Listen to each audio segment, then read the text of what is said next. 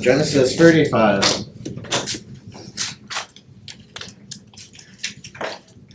Then God said to Jacob, "Go up to Bethel and settle there, and build an altar there to God, who appeared to you when you were fleeing from your brother Esau." So Jacob said to his household and to all who were with him, "Get rid of the foreign gods you have with you, and purify yourselves, and change your clothes. Then come, let us go up to Bethel, where I build an altar to God, who answered me in the day of my distress, and who has been with me wherever I have gone." So they gave Jacob all the foreign gods they had, and the rings in their ears. And Jacob buried them under the oak at Shechem. Then they set out, and the terror of God fell upon the towns all around them, so that no one pursued them. Jacob and all the people with him came to Luz, that is Bethel, in the land of Canaan. There he built an altar, and he called the place El Bethel, because it was there that God revealed himself to him when he was fleeing from his brother. Now Deborah, Rebekah's nurse, died and was buried under the oak tree below Bethel. So it was named Elon Bethel. After Jacob returned from Padan Aram, God appeared to him again and blessed him. God said to him, "Your name is Jacob, but you will no longer be called Jacob. Your name will be Israel." So he named him Israel. God said to him, "I am God Almighty. Be fruitful, and increase in number. A nation and a community of nations will come from you, and kings will come from your body. The land I gave to Abraham and Isaac, I also give to your descendants after you." Then God went up from him at the place where he had talked with him. Jacob set up a stone pillar at the place where God had talked with him, and he poured out a drink offering on it. He also poured oil on it. Jacob called the place where God had talked with him Bethel. Then they moved on from Bethel. While they were still some distance from Ephrathah, Rachel began to give birth and had great difficulty. As she was having great difficulty in childbirth, the midwife said to her, "Don't be afraid, for you have another son." As she breathed her last, for she was dying, she named her son Ben-Oni, but his father named him Benjamin. So Rachel died and was buried on the way to Ephrathah, that is Bethlehem. Over her tomb, Jacob set up a pillar. To this day, that pillar marks Rachel's tomb. Israel moved on again and pitched his tent beyond Migdal Eder. While Israel was living in that region, Reuben went in and slept with his father's concubine, Bilhah, and Israel heard of it. And that's a fun note to leave on for now, but that's where we'll stop for now. And looking at this portion of scripture where Jacob returns to Bethel to fulfill his promise. Or a note for that verse 1, it's been about 10 years. The Bible's not specific, but it seems like it's been around 10 years since Jacob and his family returned from Canaan and met his brother on the return trip. When he had fled from his brother Esau, he had promised to set up an altar to God at Bethel. When he came from Haran, he stopped short of Bethel by settling in Shechem. That's where he purchased some land for himself and built some buildings for his families, and that's where he set up. And in verse 8, Deborah, this was Rebekah's nurse. Perhaps Rebekah had died by this time, and Deborah returned to her people in Haran. There she may have joined Jacob's household.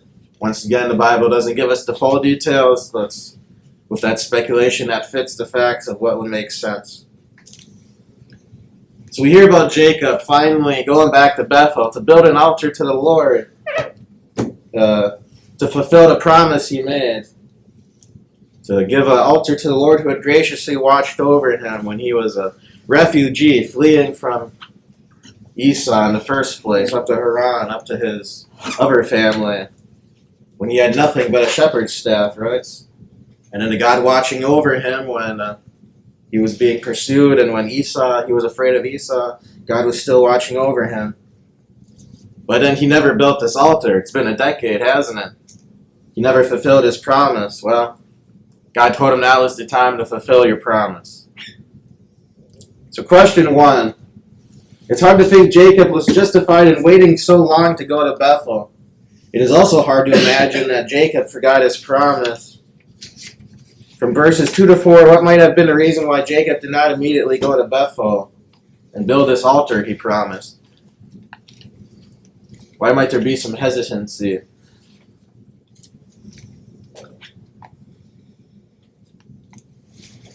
Well, I thought it probably gave them time to get rid of all the foreign gods, because they might have been holding him up as well because they were busy with the foreign gods, which could have held him up. But then at some point he made them get rid of them, and there would have to be purification rituals, I'm guessing, and so on. All this stuff takes time.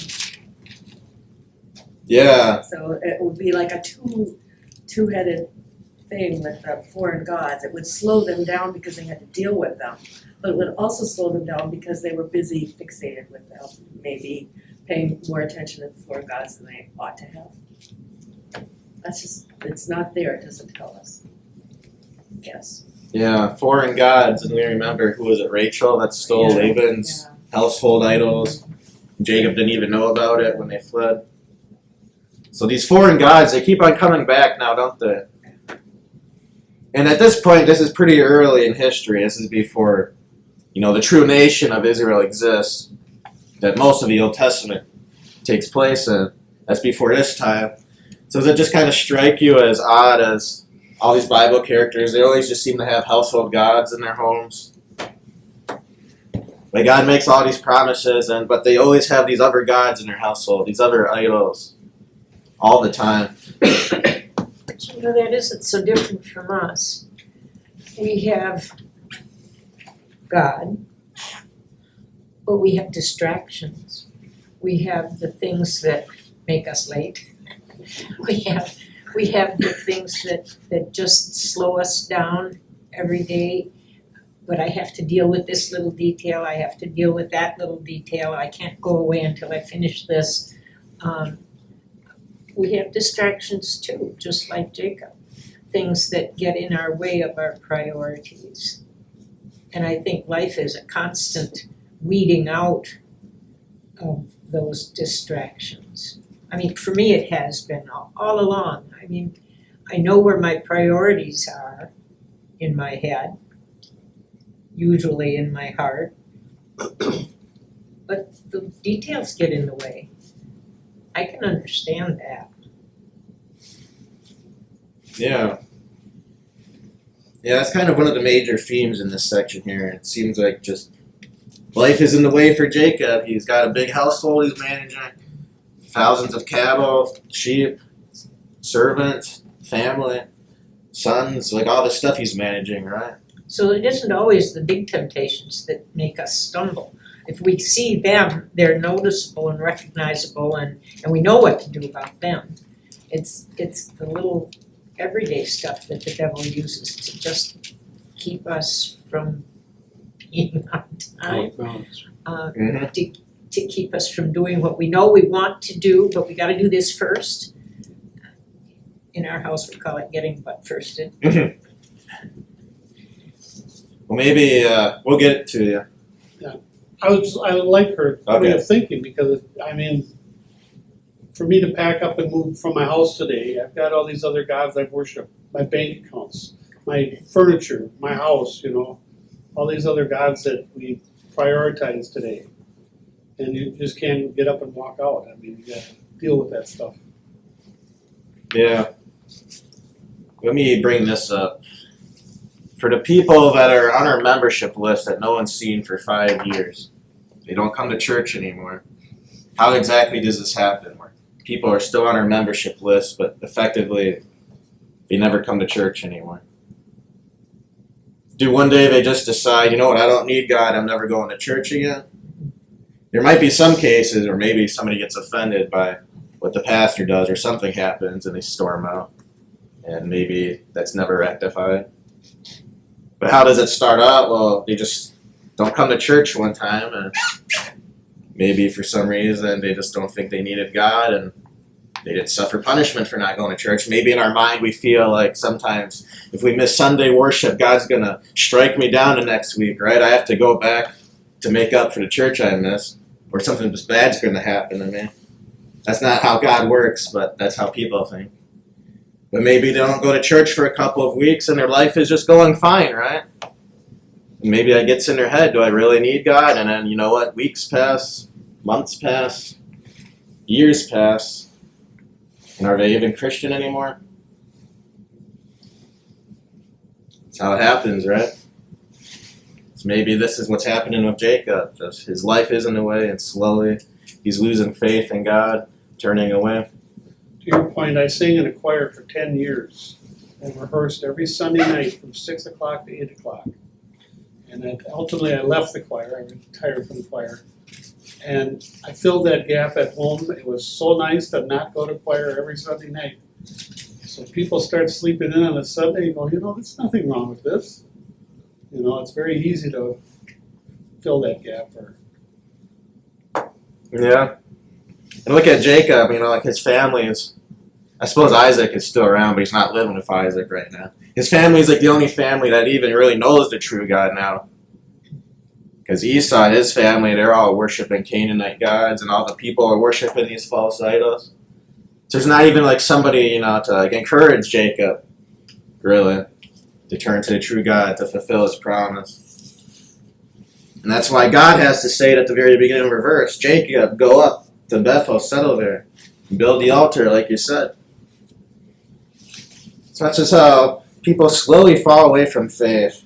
And it's not exactly spelled out for us in this text, but that's what it appears to happen. Jacob is slowly falling out of the faith he had over this course of 10 years.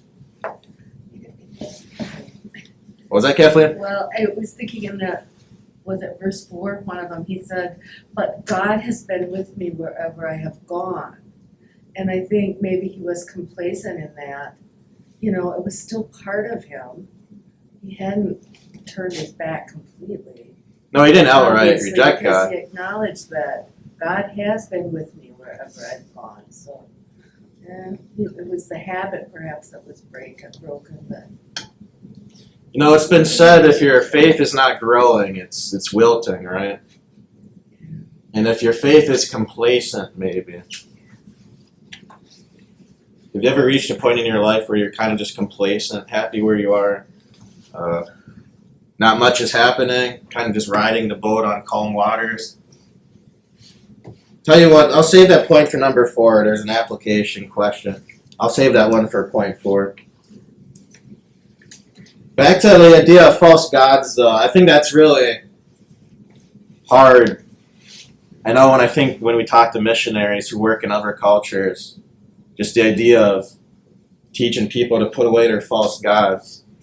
It's crazy when you actually think about it, because these people have lived a certain way their entire lives. Like their entire worldview is steeped in these false gods and these shamans and worshiping false idols that bless you and all this superstition, right?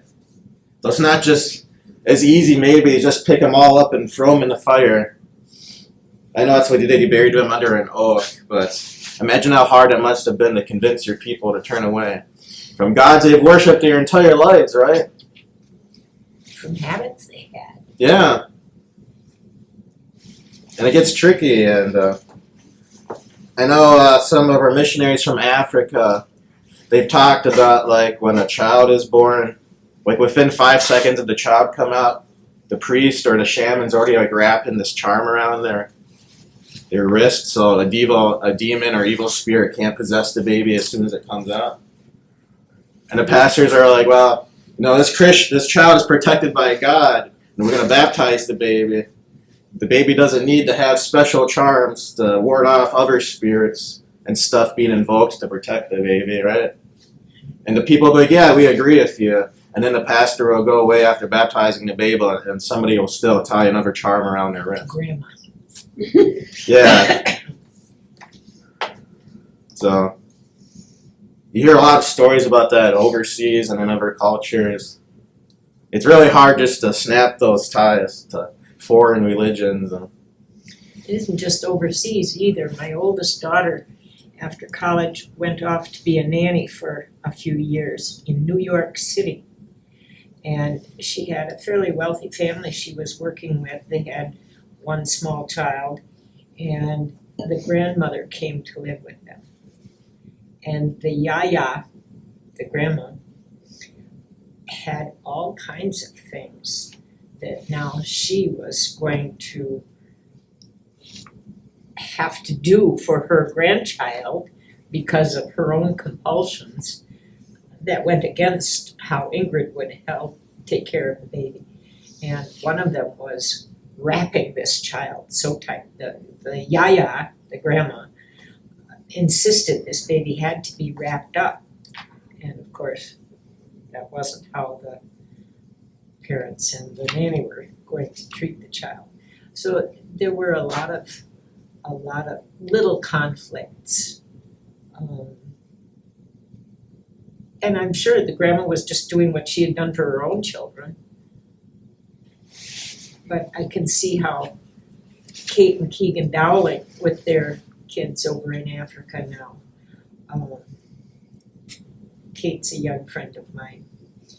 And they have a lot of that sort of influence around them too. Yeah. And I'm sure we're to take our neighbor's words and actions in the kindest possible way, right? So we know it's coming from a place of love and concern, but it's completely false, right? So we know they care for the child, but they don't know the true God. And, it's a sin to bring in these idols, these false religions. And you don't want to hurt them because if you call them out on it, like I said, we know they care for the child when they do this. It's coming from a place of love, but they're wrong. So how do you lovingly tell them they're wrong? And it's really messy when you work with other cultures now, isn't it? Then you have to find the fine line between tradition and religion. Because I know also the missionaries who worked on Indian reservations, they have certain festivals for people, powwows when they reach a certain age. And part of that's tradition. You're just going to celebrate, the maturity of the child. But then at a powwow, there's dances to false gods, and it's like, how can you still have the celebration for the child without invoking native spirits and all that stuff? It's a very fine line. Joan? I think we gotta be careful, I think a lot of people from church fall away when they marry the wrong person or they start dating the wrong person, because these days it's practice marriage first and then get married, so many people. And they get these people with no gods or false gods and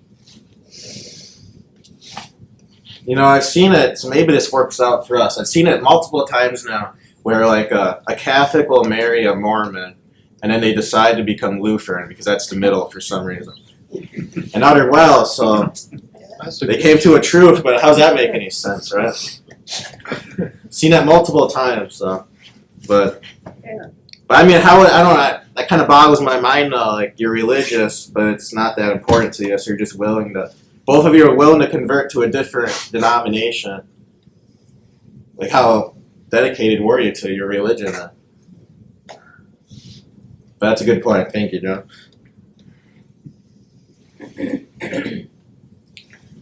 Okay, how about question 2? Jacob fulfilled his promise. At this point, verse 9, the Lord reaffirmed his promise to Jacob. He also reaffirmed his name change. Why do you think the Lord chose this time and place to give Jacob these blessings? Do we remember what Jacob meant again? Deceiver. Heel grabber, deceiver. Yeah, kind of like a trickster name. And it was changed to Israel, which means The promise. do you remember what Jacob did with God? Wrestled with God. So it's one who wrestles with God, one who contends with God, who fights with God.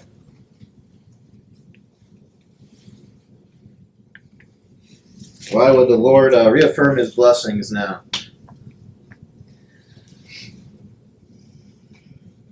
Let's see. Because he's now in the land that's going to carry that name. Yeah. That's the place God wanted him to be at, right? So it almost seems like God didn't really consider Jacob to be at home until he finally returned back to Bethel to stay. And now that he finally returned where he's supposed to be, now God is reaffirming his promise to Jacob.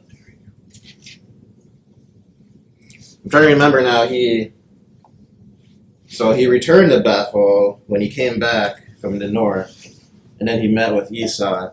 And then he said he was going to go live with Esau, but then he built a place at Shechem, right? Yeah.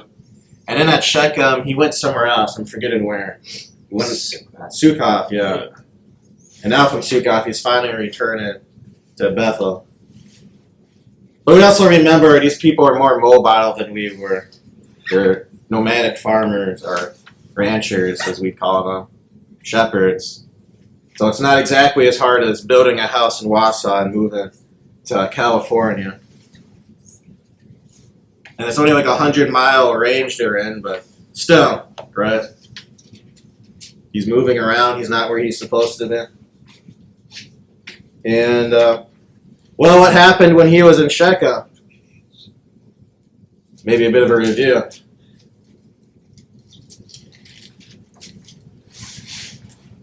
Remember what happened in chapter 34? Was his daughter killed? Yeah. She was like raped, Not and killed, raped. they had the people who violated her, as this version says, they offered to take her as a bride, and then Jacob said, "Be circumcised, make yourselves pure like us, so we can intermingle with you." And then they did. And then what happened? Well, sons of Jacob, Simeon and Levi, slaughtered all the people after they were circumcised in their moment of weakness. So they betrayed their faith, their promise, their trust, killed everybody. So very ungodly things happening. Well, Jacob is at all these places and his family. And once again, is that testifying that Jacob was falling away from faith? So a lot of it's on his sons now, but as the father, he's in charge of his sons, his household. Jared?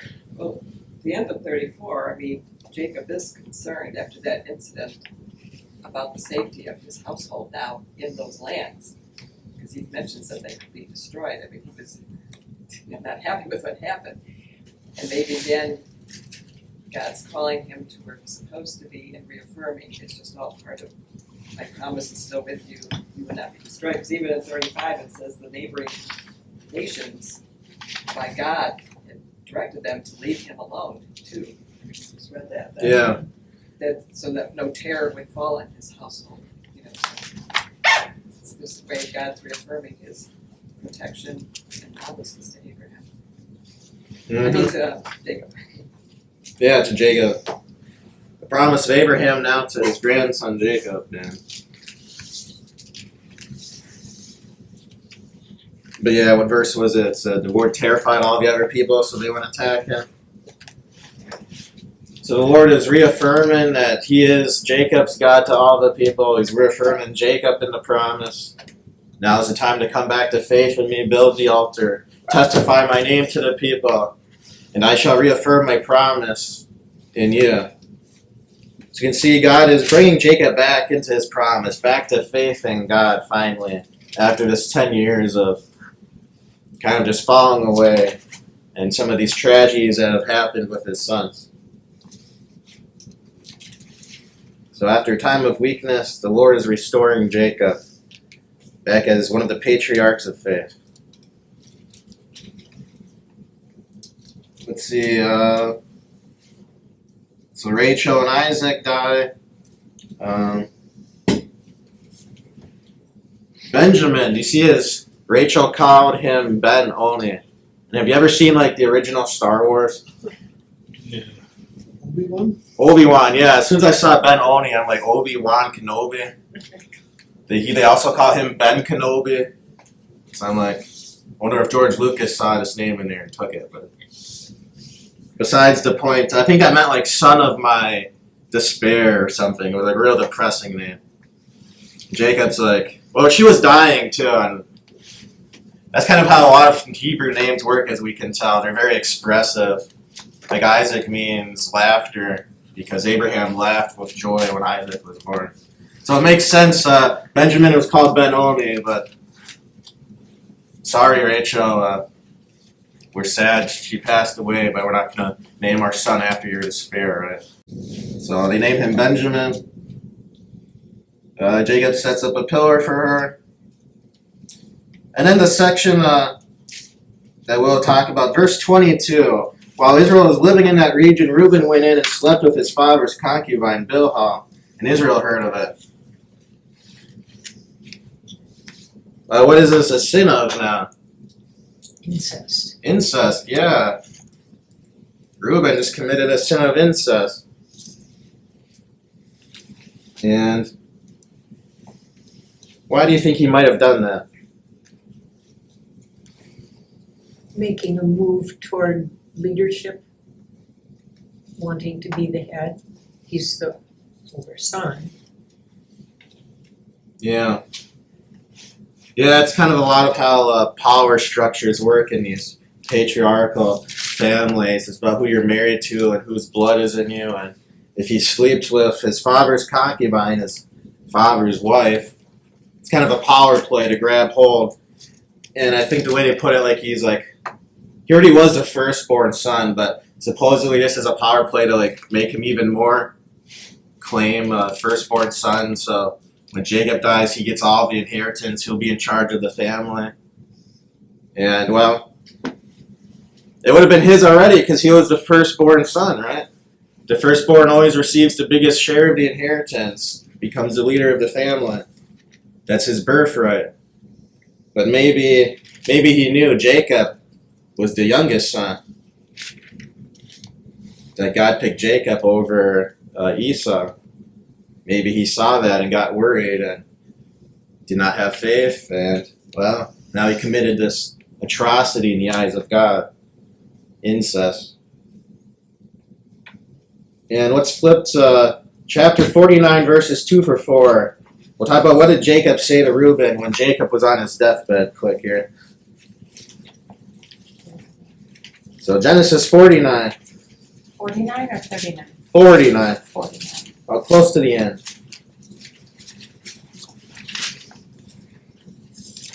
I'm going the wrong way, dear. So Jacob speaks, "Assemble and listen, sons of Jacob. Listen to your father, Israel. Reuben, you are my firstborn, my might, my first sign of my strength. Excelling in honor, excelling in power." I don't know if I'd say that to him after committed incest with my wife, but turbulent as the waters, you will no longer excel. For you went up onto your father's bed, onto my couch, and defiled it. So turbulent as the waters, and you will no longer excel.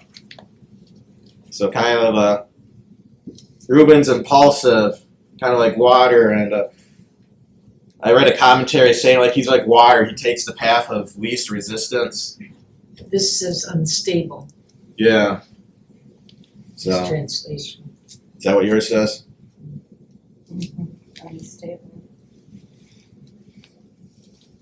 So you really never know what he's going to do, but he's not honorable. And the tribe of Reuben in Israel never gets spoken about a lot because nothing really came from the tribe of Reuben. They never really had any great leaders, prophets, judges in the history of Israel. Kind of just this tribe. Nothing really happens to them. And that's what he says, you will no longer excel. So there's no greatness that comes out of the tribe of Reuben. Kind of been cursed by his father. Look to verses 5 and 7. We talk about Simeon and Levi who committed atrocity by killing everybody after they were circumcised. So Jacob speaks to them. Simeon and Levi are brothers. Their swords are weapons of violence. Let me not enter their council. Let me not join their assembly. For they have killed men in their anger and have hamstrung oxen as they pleased. When you talk about hamstringing oxen, it means they cut off the tendons of the oxen's feet, so they were useless to the people. Cursed be their anger so fierce, and their fury so cruel. I will scatter them in Jacob and disperse them in Israel. So Simeon, the tribe of Simeon, kind of existed. They didn't really get their own land. They had a couple of cities in the middle of the land of Judah. And I'm trying to remember, in some of the Old Testaments, their numbers were pretty wiped out in a war, I believe. Like they went from like 70,000 men to like 12,000 men. They were like almost decimated. I forgot which campaign it was. And pretty much they lost their tribe as an identity. They pretty much got absorbed into Judah. So their tribe, their heritage practically disappeared into Judah. And then Levi, what do we remember about the tribe of Levi? They had no land, they just had certain cities, because they were to serve Yeah, at the temple. it's a bit interesting one because Levi, you wouldn't think they became the priest of Israel. And that's a pretty honorable position, we'd say, wouldn't that be? But from like maybe like a strategic mind, thinking about land you own and cities you hold. They didn't really have any land dispersed to them. They were just granted a few cities from the other tribes to their name. So maybe that's what it talks about. They didn't really have honor in that sense. But they did serve the Lord, and you know that's greater than what any of the other tribes had. The Lord was their heritage. But that's what happens to all these sons who committed atrocities, who committed incest. They all get punished for what they have done. Any questions on those points? How about we jump down to question 4? Has there ever been a time in your life when your spiritual life was at a low ebb and the Lord did things to point you in the right direction again? If you wish, share this with the class. Does anybody have any stories? I know this is a bit of a personal question. And I'd be willing to talk for a bit too if nobody's willing, but Just an example, sometimes a family member passes and you wonder why and how and all that. And then it always seems like the next sermon is always the right message. yeah, it's funny how God works it out, isn't it? He knows what you need to hear, right? And there are times when you turn on radio in the car or somewhere and you get a repeat of one of those strong messages. And then you pick up a devotion book and you're just glancing through it and there it is again. And we call those confirmations, but the Lord has a way of emphasizing things at times in our life. Yeah. For me, it was an injury in college, and it wasn't identified right away. And when we found out what it was, I was at home at Christmas, and I ended up staying home from New Ulm. And I thought that was the end of my life. I just, a brick wall. I had trouble learning from being an A student, which the Lord blessed me with. Suddenly I couldn't remember things from evening studying to morning test. And I had incompletes all across the board. And I stayed home. I married. I never went back to college. But my daughter became a missionary's wife in Siberia. Wow.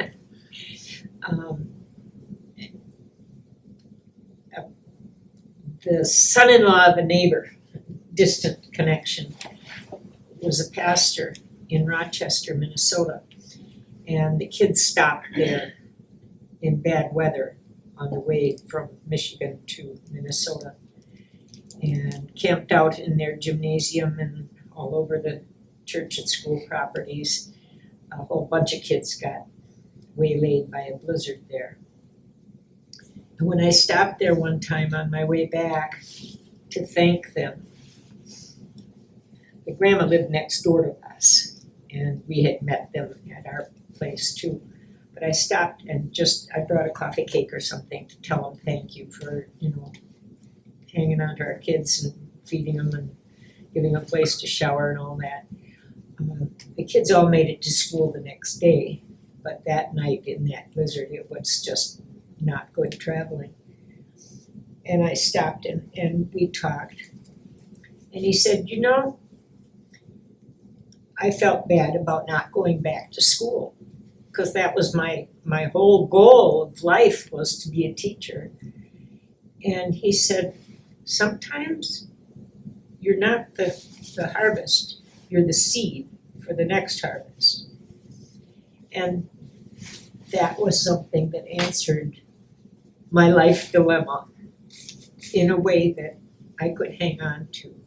And I've had Sunday schools and vacation Bible schools and Yeah. things all my life, everywhere I've been, in many, many places. I've had to give up a goal and find a new one as I followed my first husband around the world. And it's been a growing experience. It's been a chance to help with 5 mission congregations. And now there's that sort of opportunity here again. Yeah, Cronenweiler. So I didn't do what I thought I was going to do and stand in front of a classroom for most of my life. But I raised children, I had a daycare, I worked at schools in many places in many states, and I've had a chance to put up and house and feed God's servants here and there. So I think when you run into a dead end or an insoluble problem, the Lord has an answer there for you. Sometimes it's just a prayer for the strength to deal with the blessings He gives us Yeah, and to see them. yeah. Prophet Jeremiah speaks how the Lord has a plan for all of us, doesn't He? So we just have to trust Him and continue to lead our lives in God-pleasing ways. And we remember that everybody serves the Lord in their own vocations. And maybe an encouragement to you is, the pastors, the vicar, since I work in a church, most of the people I deal with are already Christians. It's you. But you're the people who go out into the community and meet the unbelievers and invite them to church. And you interact with the community probably more than I might, just by your very jobs, right? So it's the congregation doing the real core of the ministry, with the pastors guiding and leading and teaching. So, but we can all serve God in our good vocations that we've had in our life. Maybe it's not the way we expected, but it's the way God led us to. And I have a friend right now who's hurting quite a bit. He was a vicar up in Rice Lake, and he dropped out before Christmas. And he's struggling right now. I don't know how to comfort him the best. Because I think he feels kind of lack of self-respect for himself, and now dropping out from this noble task of being a pastor, right? That's not easy. And some people, when they drop out of the seminary, they have backup plans. Like somebody in my class joined the Christian counseling service that Wells uses, and he's studying mental health. So some people, when they drop out, they don't really know what to do anymore. Maybe that's how you felt, yeah. So he's on my mind when these moments when we struggle.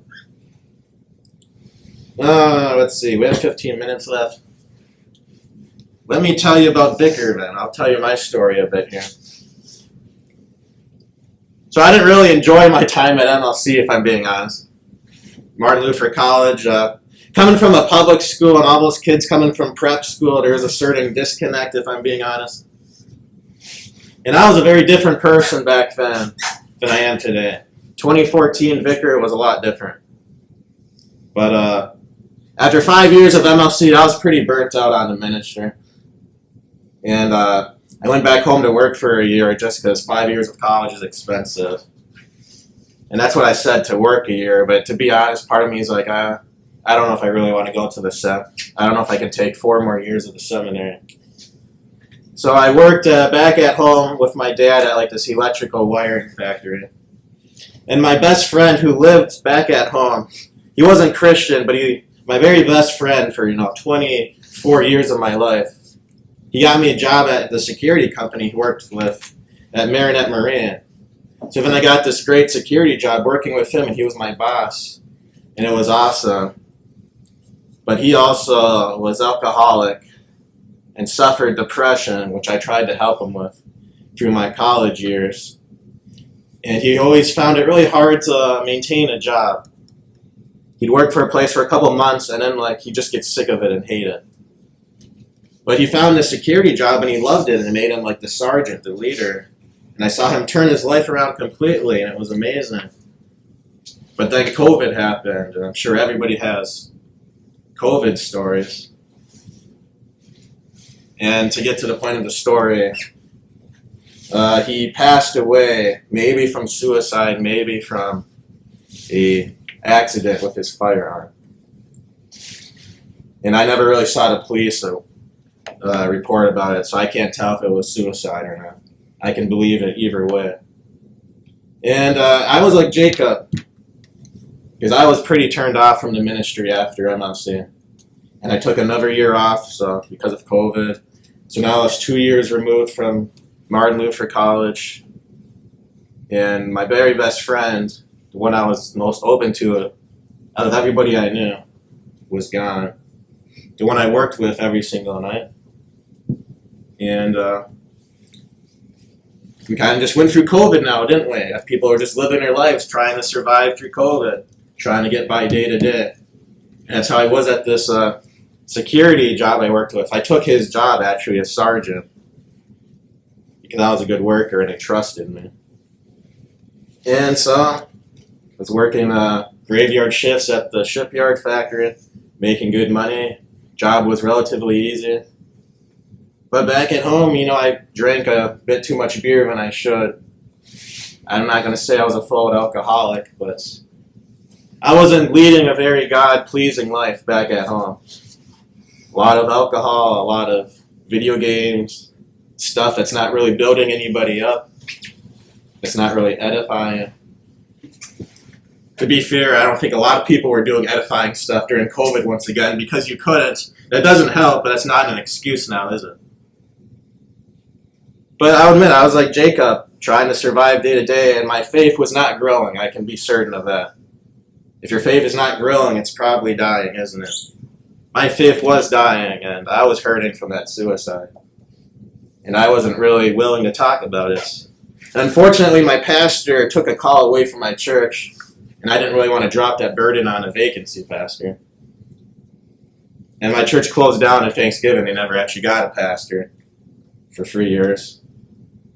But anyways, finally, to get to the end of my story, after this year kind of just existing, I knew God was watching over me, but I sure wasn't living this edifying life. I wasn't really seeking His righteousness like I preached about the other day.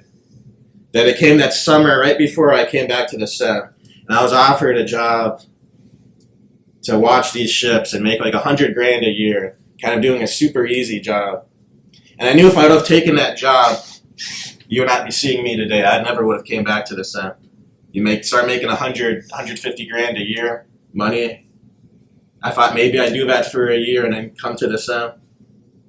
No, I don't think I would have ever returned, taking that job. So between that job being offered to me and the suicide death of my friend, in this low point of life, I had a wake-up call that I have to seek God first and His righteousness. And decided to take the call to the seminary, which still was hesitant about, but I returned to the seminary, and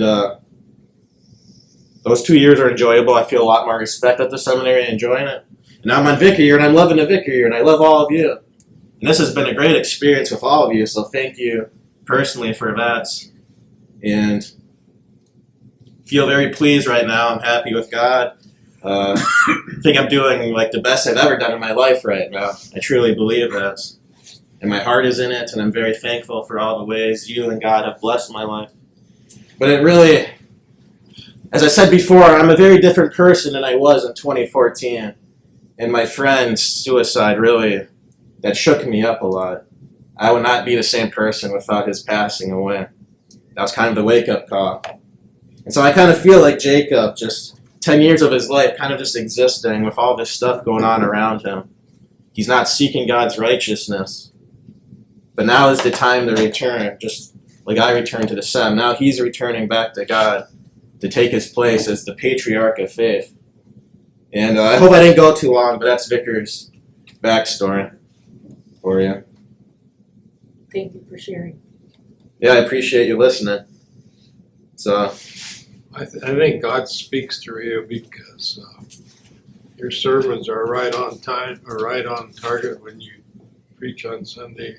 You can tell that God's speaking through you. So keep the course. okay, Stay thank the you. course.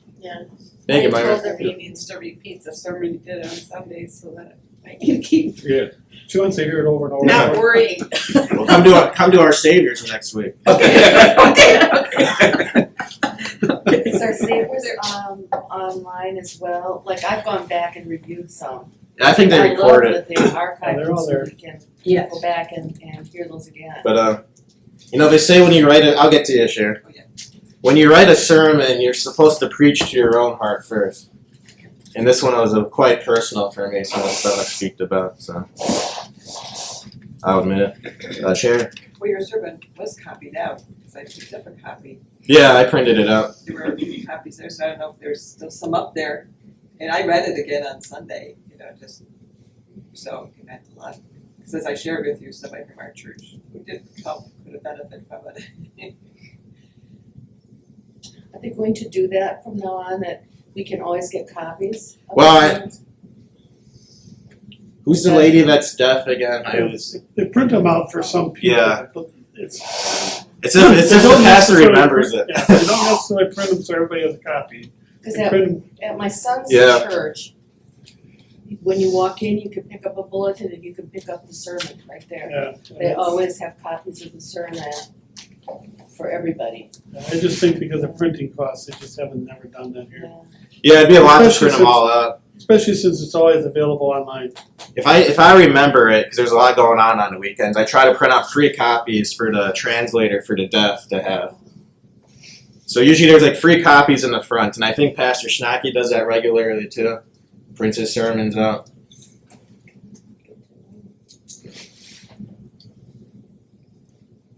One more question. Do we know, are there people that stopped coming during COVID and still never came back? And maybe they're still watching online or something, but have we ever identified if there's people that have not come back to church? Because we're talking about reasons to not, Well, for the sake of privacy, yes, but I won't mention their names. but there are some. Yeah. And they have somewhat valid reasons, but maybe a lack of trust in God is the reason they do not come. It's not because they don't want to come, but they are genuinely worried because they have physical ailments with COVID that might kill them. And a lot of that is, well, at what point do you trust God and just come to church and you wear a mask? But can you really not come to church the rest of your life, right? Well, we just remember joking, it was easy to sit at home in your pajamas and with your coffee watching the sermon on the computer instead of. Yeah. coming Bring in. my coffee to church. Me too. Yeah. So, I'm very thankful I totally dodged that bullet. I'm thankful my first year in the ministry was not COVID. It's a challenge. Yeah. And I feel like genuinely and well is coming from these 2 years of people's faith kind of slipping. We're trying to seize the energy, the opportunity, the momentum to start doing stuff again, making the most of every opportunity, right? Post-COVID. But it's a challenge to get those wheels spinning, isn't it? But that's, Interesting times, I was elected chairman July of 20, right after COVID started. And interesting times for this congregation. yeah, I do not envy you. One thing that did come out of that, almost every congregation tried or grouped in an area tried to have a service online or on the radio or whatever. some did better than others. Some have techies and some apparently don't, or the techies didn't step forward. My grandson Noah was considering going into the ministry, but more so wanted to get into computer technology, okay? And he had a year down at MSOE and decided that probably wasn't the way to go. Now he's married, has been married. He works as the technology person at the congregation that his father had been at. And when his dad left, there was a lot of, well, Darren is on the Synods Technology Committee. So there was a gap in the congregation, and Noah stepped up to fill it. And now his dad is in Redwood Falls, and back in Monticello, Noah is running the setup.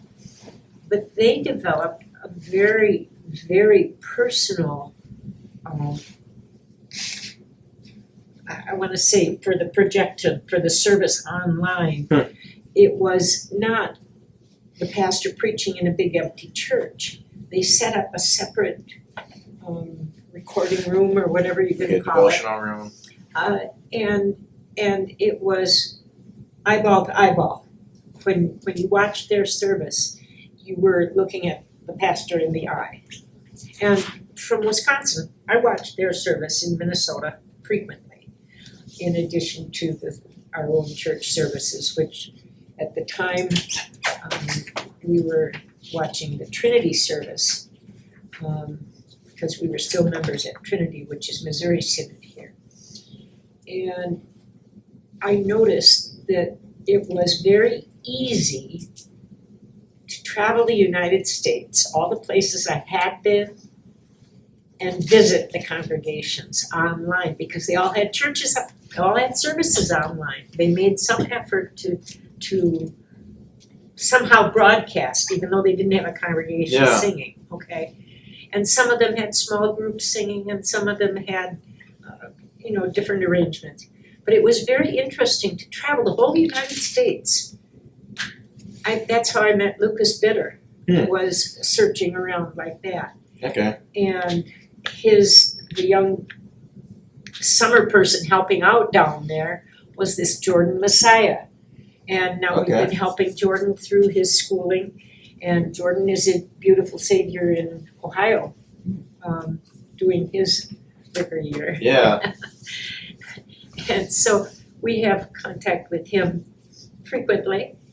And through him, his parents up in Ontario, up in Canada, and they have a steel pan drum in their congregation, and anyway, it just kind of spreads, you could find this and that connection and the other connections around, and now where did we see Lucas Bitter? He was doing the presentation at the core group, Okay. okay? What was that? 2 weeks ago? Last week. Yeah, Okay. the Sunday evening. He was leading that devotion that we were studying. But it's just amazing the connections you can find online if you go looking. I looked up former friends and neighbors from different states, from California, from Kentucky, from around, and you can find them. You can worship with your community of believers. It's just amazing. They all made efforts for outreach during COVID, That's what's happening. and that has opened the world, opened the doors to a lot of people who sat at home in their pajamas and their coffee. Well, it's pretty intimidating to go to a different church, right? A lot of fear in the heart, maybe. Like you don't know what to expect Just from the people. nervousness, But if you can watch your live stream, right? so I don't see the stats for us, but my girlfriend apparently seen me preach on live stream, so I know somebody's watching. And but also it's a chance to allow these other people in our congregation to serve the Lord in this new way, Yes. isn't it? Yes. Technology wise. There's a lot of younger people today who are experts on technology, but how do I serve the Lord? went out of this whole computer live streaming business. Great opportunity for them to serve their Lord as well. Let's see, Joan, was your hand up? Well, I was thinking, like everywhere I go on vacation, I always go to the nearest Wells church too. And you wouldn't believe how many friends I've made through that, and It's easy, isn't it? yeah, it is. They see you as a stranger and they walk up to you, and all at once you've got a conversation, and we got a brother-in-law in Wittenberg, and we got, Yeah. It's all a this small stuff. world. Small Wells world. Myron is new to it, but we've stopped Cheyenne, Wyoming, Mhm. and found some Sunday morning and found people who knew people I knew. I mean, it's just easy. It's an easy network to get into, Yeah, and now it's even easier. yeah. So there's blessings and opportunities and challenges to really everything, isn't there? It's always just finding how you can make the best out of every opportunity. Our gracious Lord hands down. And so in Genesis 35 here, even during this time of weakness for Jacob, God continued to be faithful to him, even when Jacob neglected to be faithful to God. And then Jacob continued to move south. And likewise, God remains faithful to us even when we are unfaithful to God, even when we are in times of despair or just existing without growing in our faith, without seeking God's righteousness. Well, the Lord is always watching over us as well, and we're thankful for that. And we're out of time. I'm thankful we did not get to the next chapter, which is the genealogy of Really. Esau. I see what he actually are skipping. We were gonna make Bob read it. Yeah. Cause he loves reading all those names. I see we're actually skipping it. We go to 37 next. Oh, we got new packets. Yeah, we still have it. 36 is No, not in but the new 36 packet. is not in there. We got new packets. Is 36 in it? We have 35, Oh, 23 they through passed 36 next. Oh, I was wondering how we were going to do it. I might just. He Is didn't it- do the second Okay, because this packet didn't have 36 in it. Yeah. He didn't do the second page. We're gonna miss next. There's only one question about it. So I was wondering, we might have done it today. I might just talk about it, just the main point of it. I don't know if you need to read the entire section. And I'm up for next week, so I'm still going to have to do it anyways. But not today. so we're gonna do 36 tomorrow, or next week? 36? Yeah, at the end of 35 and 36, and then we'll jump into Joseph. That's a good story. Yeah. Joseph, who becomes the Pharaoh of Egypt, right? Praise God from whom all blessings flow. Praise Him, all creatures here below. Praise Him above the heavenly hosts. Praise Father, Son, and Holy Ghost.